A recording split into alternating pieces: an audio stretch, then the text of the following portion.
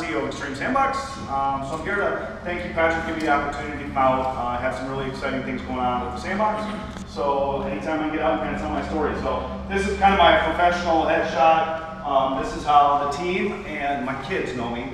I'm just a big kid at heart. So, and that's kind of leads into my business. That I wish I could say these are a long time ago. That probably won the rights probably like 6 months ago.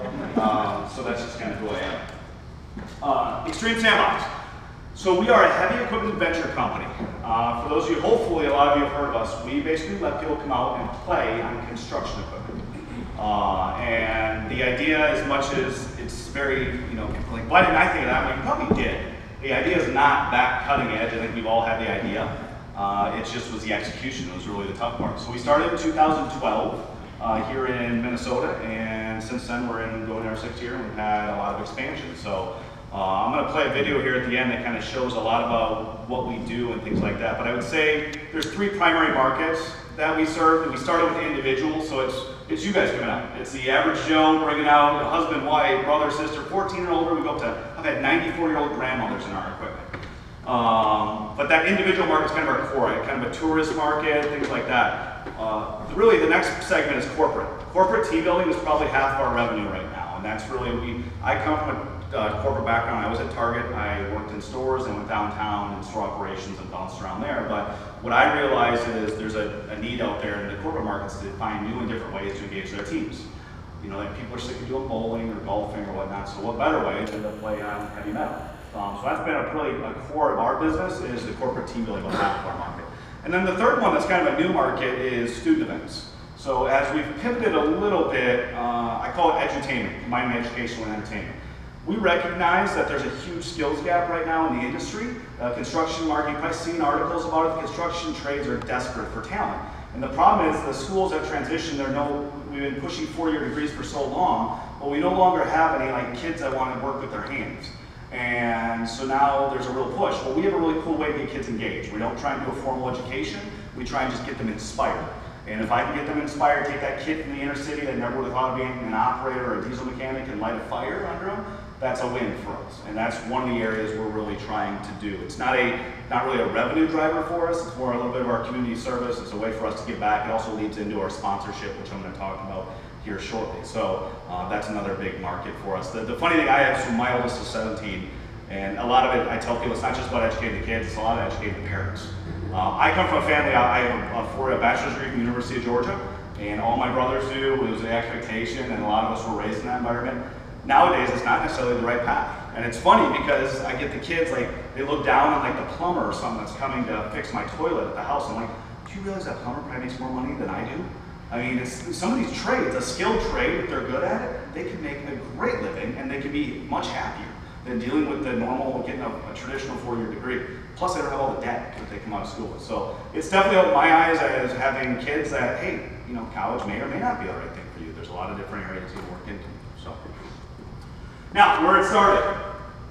So I said 2012. You can barely see this photo. This is a horrible photo. This is actually November 2011. That is Burnsville Center. That is a kiosk. That is where I started my business. So, funny story, I got approval from City Council and Hastings right before Thanksgiving 2011 that we could open in spring. Being an entrepreneur, this is my first business, but I'm going all in right from the bat. We started pre-selling. We did about 4 months of pre-selling to get experiences sold before we even opened in April. I didn't have a piece of equipment. I didn't own anything. I didn't have the land. I had none of that, but I was basically taking the lead. I knew I was going to make it work.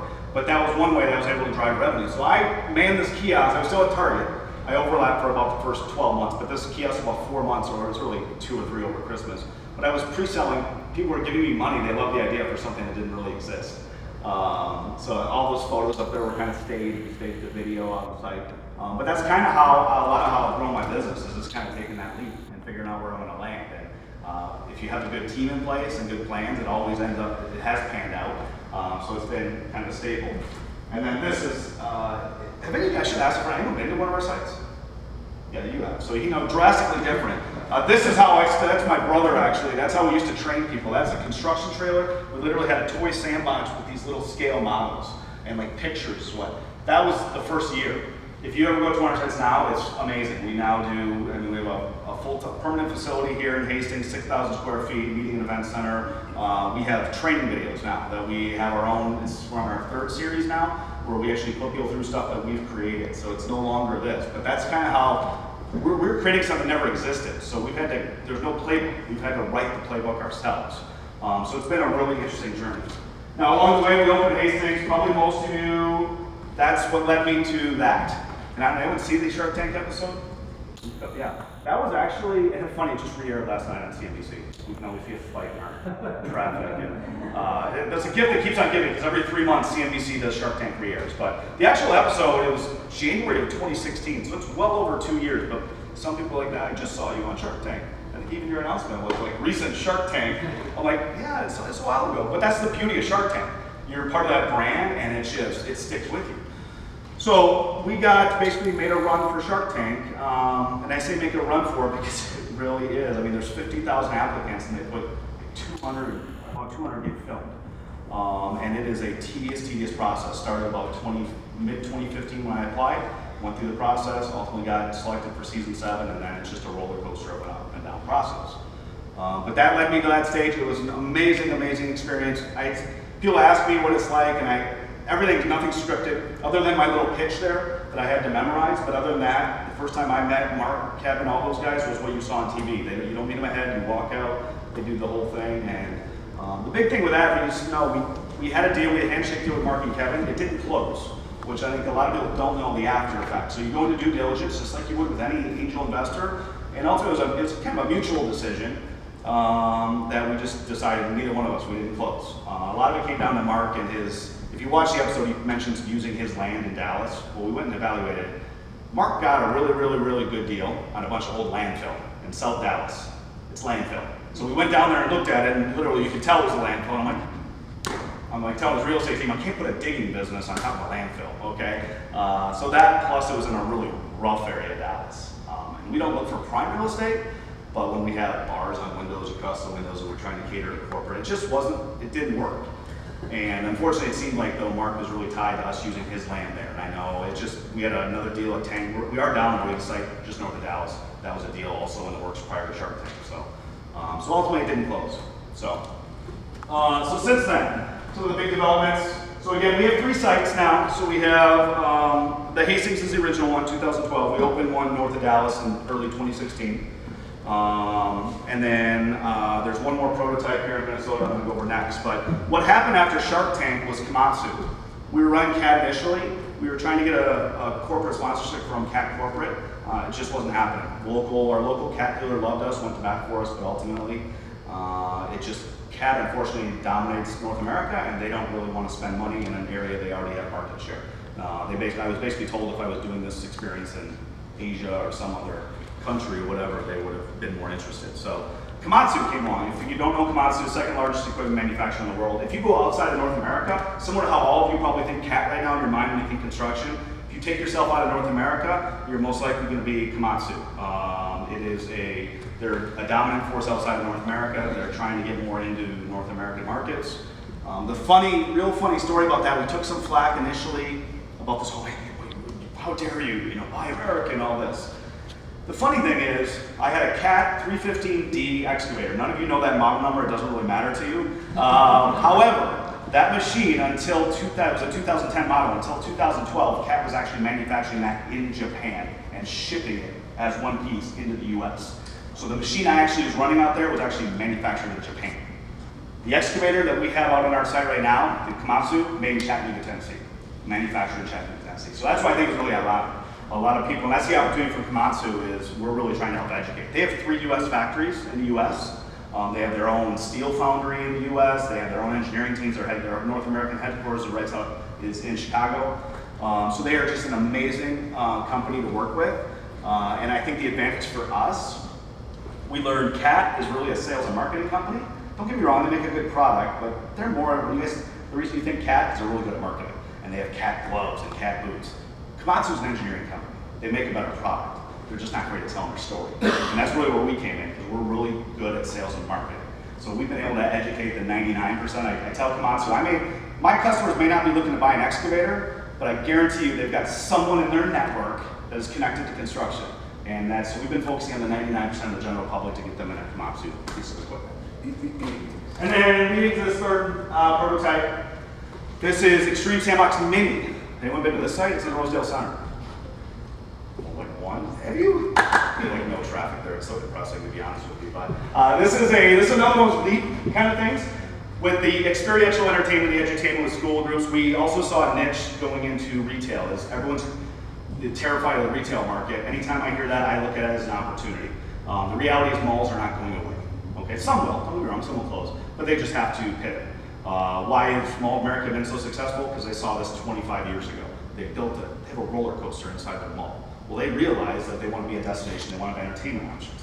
The typical suburban mall hasn't adapted that way. They used to have, many of you in my school, we had pockets full of quarters when we went to the arcade. That was me when I was a kid. Well, the malls, that's gone away because kids now have it at their home. Well, they haven't adapted. So we saw it as an opportunity to bring entertainment back. So we launched something that it uses these high-tech simulators. They're full motion, and then we have mini electric excavators in there.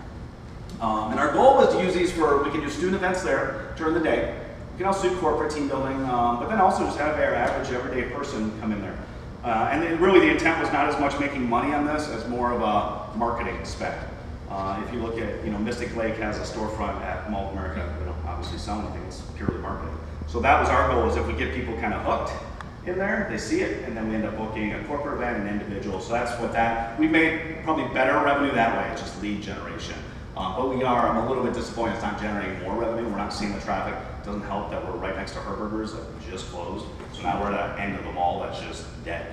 So that's kind of not the best scenario, but again, the outdoor sites is really our focus. Okay, I'm gonna play a switch here. I'm gonna play our quick video.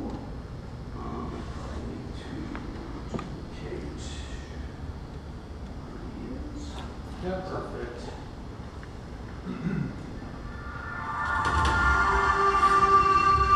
Extreme Sandbox is an adventure company that lets people play on construction equipment. It all started with a dream. Don't most ideas start that way? It was back in, I think it was like 2010, we were driving by construction site with my kids, and my oldest, I think it was probably 8, and he was like, "Dad, wouldn't it be fun to go play on that equipment?" That was it. The first couple years were challenging. As with any business, it's always the toughest to get it off the ground. We were starting something brand new. It had never really been done before. We now have 3 US locations, and we are a leader in experiential entertainment. Now we're sponsored by Komatsu. They're a leader in heavy equipment manufacturing, and they're supporting our sites with world-class machines and first-class service. While we've remained incident-free, we've been setting the standard for safety while also providing a unique bucket list experience for our clients. And now after perfecting the concept, we've built a solid foundation and a successful brand. Organic growth has been key for us, but with that said, we've also had great opportunities to tell our story. That includes our appearance on Shark Tank in 2016, which was absolutely amazing to have that amount of exposure, but ultimately it didn't lead to funding. We've since realized that so much of our success is due to our customers, so we thought, what better way to grow than with our customers?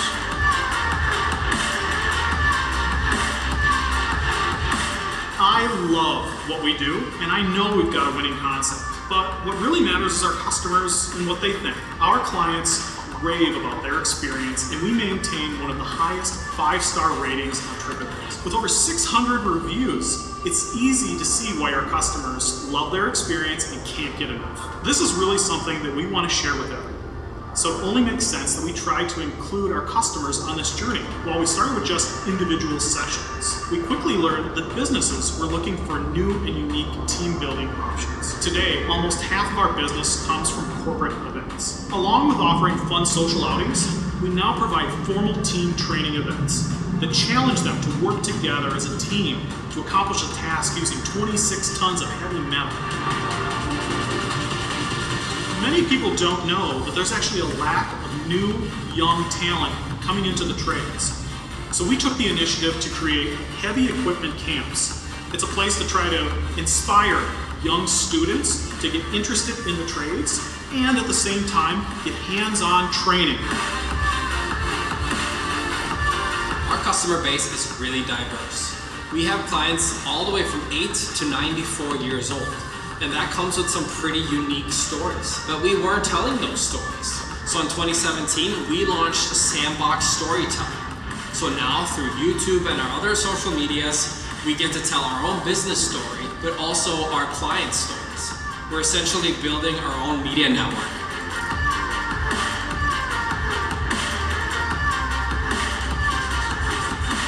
It's been an amazing journey, but it's really just the beginning. While we offer these bucket list experiences, the reality is I dig in the dirt for a living.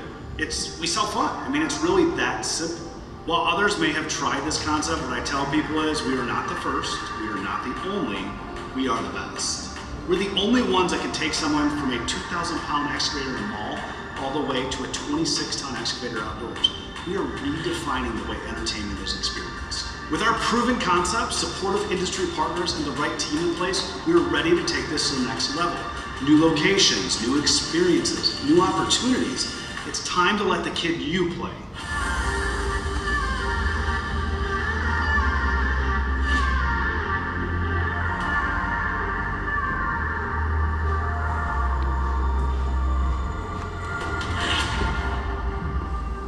Who doesn't want to go play, right?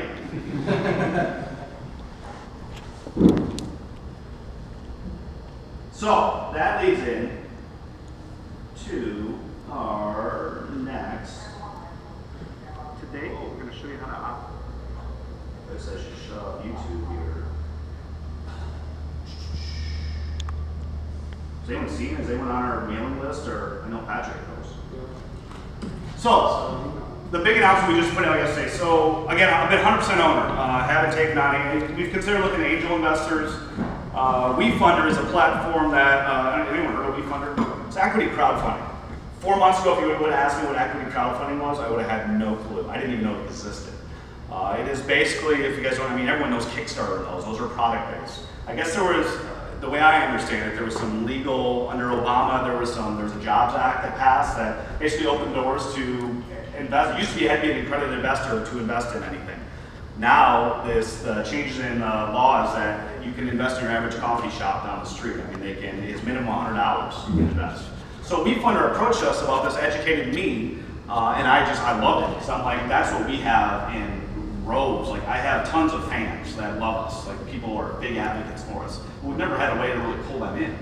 And it came to the point where I would rather be funded by 1,000 of my customers than one Mark Cuban. I know it's more about the network that we can create. So it's not only getting financial assistance, but just having them have a piece of the company. So that was great. So we've gone to this. We officially launched it. We went out yesterday to our fans. That video you actually saw was part of the launch for that. So it officially went out. It goes out to the WeFunder community next week on Wednesday. So we're kind of in pre-sell mode. So the intent for us is really getting out, telling our story, and we're trying to get our own fans on board first. We'd love to fully fund the round with our own crowd before these. I mean, again, we love WeFunder community to jump in and those investors to get in, but we're really trying to stay homegrown with people that know us. I've already been interested in us. So that's really our what we're out there now is selling more of that, just getting it, investment from that. Like goal from that from the investment is we're at the point now where we've built the foundation. Like our team, no one's doing what we've done in the world where we've got mall space, we've got outdoor. No one's been able to build what we have. So we've got the model down, we've got the branding down, everything like that. Now it's just we need the capital to add more sites, which will be adding more sites around the U.S. So we're looking at Chicago, Phoenix, and Atlanta, a South Texas site. Probably those are the 4 priority areas. But we're kind of open to that, so that's what we're in right now. So, with that said, and I've got handouts too for that. With the Q&A, kind of I know 1 Million Cups is all about just, getting feedback from you guys and any help. So I know some of the pieces I really had to ask, was any, in your Q&A, any advice on other markets, geographic, or offerings on what we do? Any customer leads, if you guys have ideas on who we can be going to get more business. It's all about driving sales. Again, we have individual, we have corporate and students. Who can we best partner with? So when I look at that, and that could be whether it's equity or just working together. The restaurant is an interesting one. So you saw the mall site, giving you a little sneak peek where my mind's at. We're actually long-term looking at a construction-themed restaurant with our activity going around it. No one's ever done it. And it's absolutely shocking that no one's hit that. And if you look at my mall space, if you've been to my mall space, now envision a restaurant component in there. You guys have seen a riding bull in a cowboy restaurant. Replace that with mini electric excavators. And if you don't know what that looks like, go to Rosedale. You'll already see what it looks like. then we see dad food. And then around the outside is patios with big glass garage doors. You've got my outdoor experience around there. That is a game changer. That is, I can't believe it's never been done. It's also probably the biggest leap. I see that as more of a 5 to 10 year. But that's, I have no restaurant background. So long term, I know I'll probably need a restaurant partner on that. And then ultimately investor leads and or advice. So this Weed Finder thing is open. I'm going to give you a handout too to go. You'll have the campaign. My goal is to go out and hit the ground and go out and whether it's angel investors. Typically our major level investor is 50,000 or more. I think the max on Weed Finder is up to 100,000 for an individual, but it goes all the way down to $100. So I tell people it's a really easy way to get in to owning a piece of the company. So any leads you have on investing would be great. So I'll leave it with that. Excellent.